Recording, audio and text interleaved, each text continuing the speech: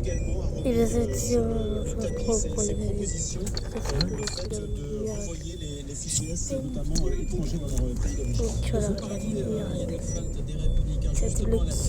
voilà. Cette le qui est Député du Bas-Rhin, endeuillé par cet attentat de Strasbourg, Frédéric Reiss, député Les Républicains, a posé également une question à Christophe Castaner.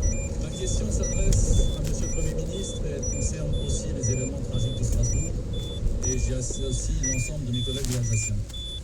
Nous exprimons notre compassion aux familles endeuillées ainsi qu'à toutes les personnes qui ont été confrontées à l'horreur, certaines blessées grièvement. Le secours fait un travail admirable. Avec la fusillade de Strasbourg hier soir vers 20h près de la cathédrale, c'est non seulement l'Alsace mais la France entière qui est touchée au cœur. Les propos du procureur de Paris, Rémi Heitz, sont malheureusement sans équivoque et confirment que le terrorisme a une nouvelle fois frappé notre territoire.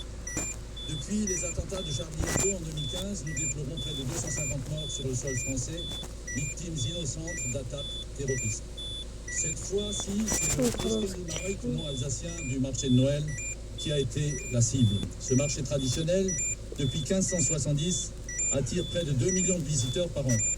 C'est Strasbourg, l'européenne, mais surtout Strasbourg, capitale de Noël, fête symbole du christianisme qui a été visée. Le maire Roland Ries a souhaité que les Alsaciens puissent se rassembler dans la fraternité de la douleur.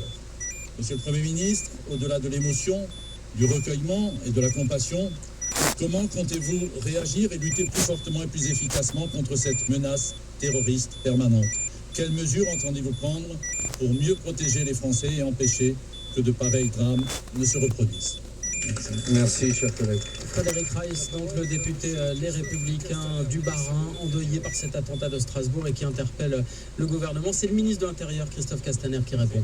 Ma réponse à travers votre interpellation, qui effectivement parle de ces vies brisées, parle de ces personnes qui aujourd'hui, parmi les blessés, 7 sont en urgence absolue et pour lequel il y a un combat entre la vie et la mort et vous avez voulu le saluer.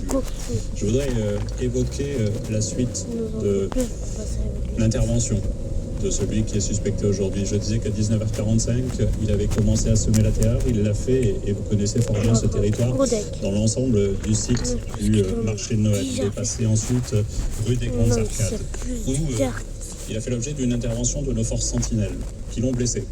Puis il a continué rue Sainte-Hélène, puis à l'angle de la rue des Moulins et de la rue du Pont-Saint-Martin.